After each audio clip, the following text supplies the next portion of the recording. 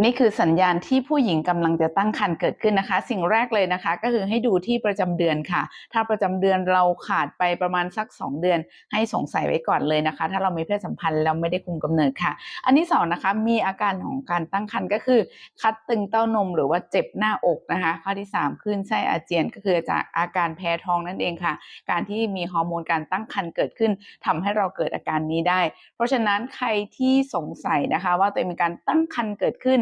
รีบซื้อที่ตรวจการตั้งครรภ์มาตรวจเลยนะคะถ้ารู้ว่าขึ้น2 ขีดตั้งครรภ์แน่นอนก็ให้รีบไปฝากครรภ์รีบไปรับประทานยาโฟลิกค่ะ